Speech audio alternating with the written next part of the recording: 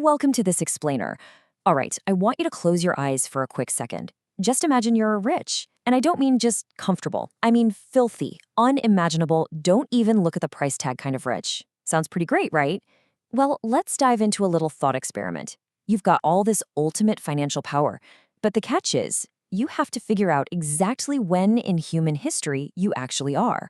We're going to take a hard look at the reality of extreme wealth across time. And as you'll see, it is vastly different from the fantasy we all have in our heads.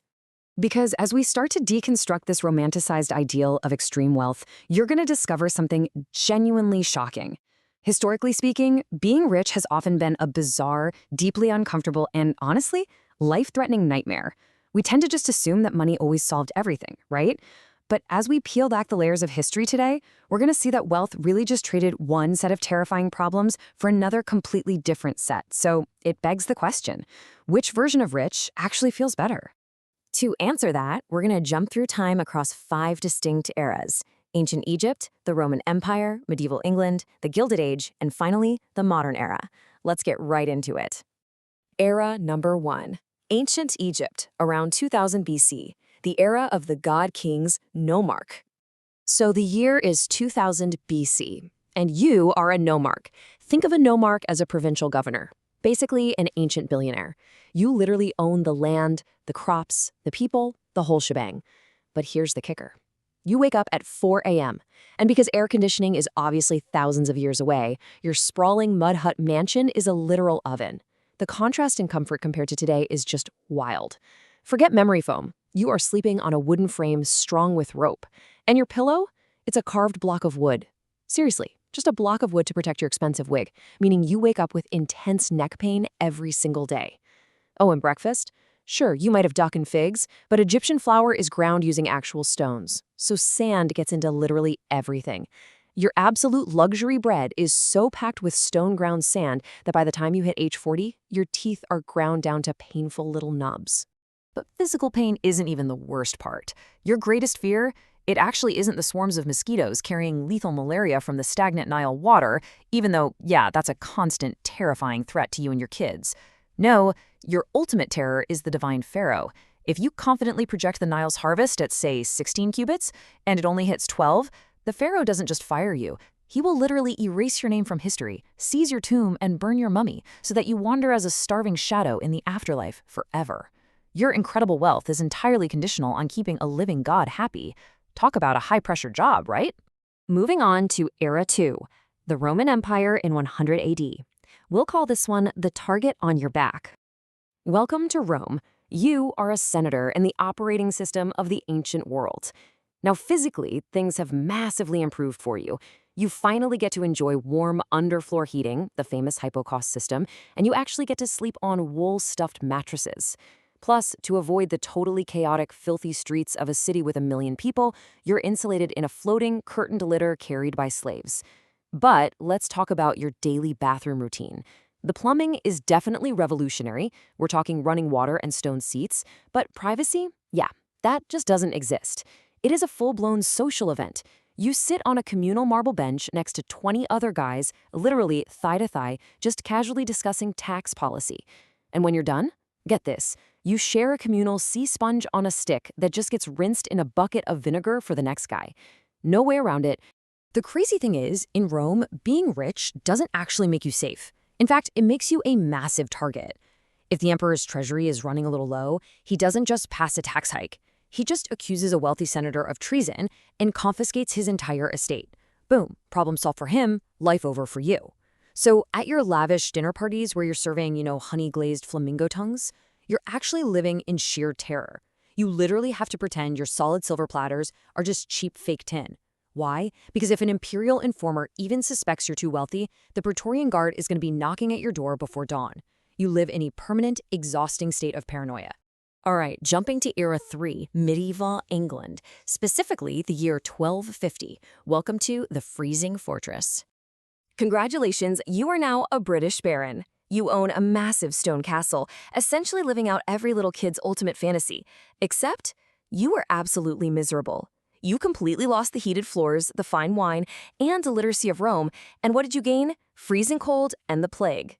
You see, your fortress was designed as a military base to stop invading Vikings, not to stop winter drafts. So you're wearing heavy layered wool 24 hours a day. Going to the bathroom means using what they called the garter robe, which is basically just a hole positioned over the moat that shoots icy wind right up at you like a freezing geyser. Oh, and the water is way too dangerous to drink, so you're knocking back a gallon of ale from dawn till dusk, basically maintaining this permanent low-level calorie shield just to survive the freezing reality of your own living room. So there you are, squinting by candlelight at a handwritten Bible that literally cost as much as an entire farm.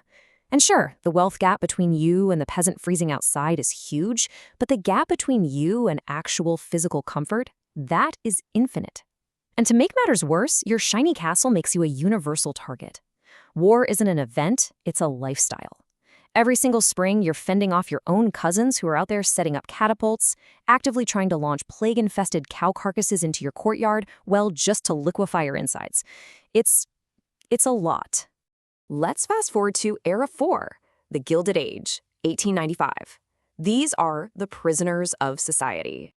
We are in New York City, 1895. The Industrial Revolution has totally swapped out land and titles for pure, liquid cash. You finally have a porcelain flush toilet, hot running water, and a safe food supply thanks to the icebox. You are a railroad baron, holding wealth equivalent to about $8 billion in today's money. $8 billion! But guess what? You're a prisoner of your own wardrobe. Synthetic fabrics and air conditioning? Yeah, they don't exist yet. So in the dead center of a 95-degree July heat wave, high fashion dictates that you are physically encased in heavy black wool. You're actually forced to change outfits like 4 times a day, from your morning suit to your walking suit to white tie for the opera, just profusely sweating the entire time, all to keep up appearances. So you have near infinite money, but absolutely zero freedom. You're caught in what we can call the Gilded Age squeeze. On one side, you've got physical threats. Early cars that might literally explode, blinding new electric lights that give you awful headaches, and thousands of unionizing factory workers rioting outside, which means you have to hire armed Pinkerton guards just to safely leave your front door.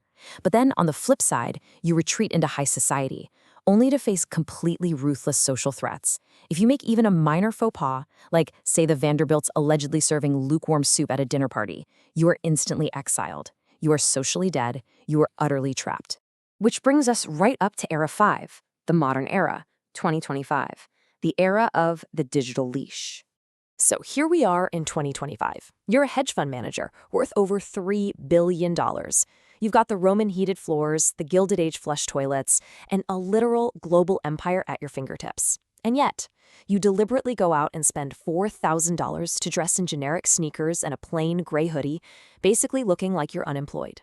Stealth wealth is your new survival mechanism because today, attention is incredibly dangerous. And your diet? Unlike those massive, extravagant 12-course banquets of the Gilded Age, you're consuming a green sludge of kale, collagen, and 30 different supplements entirely for the ROI. You eat for biological optimization, not for pleasure.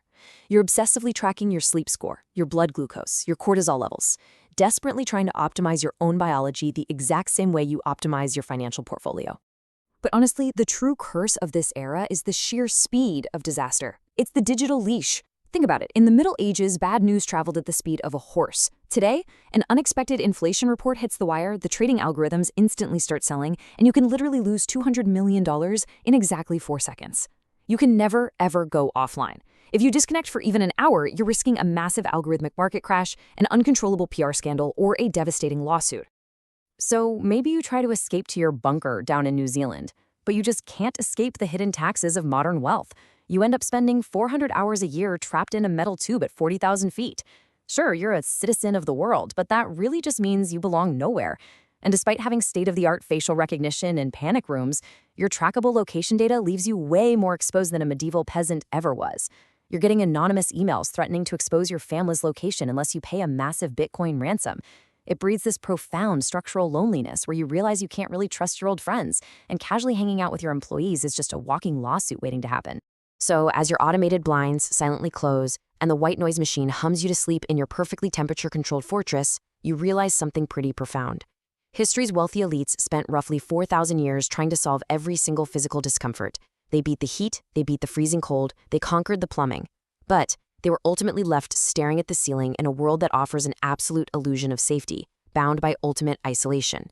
So it really makes you wonder, have we conquered the physical world only to optimize an empty heart? It is absolutely a question worth reflecting on the next time you dream of having it all.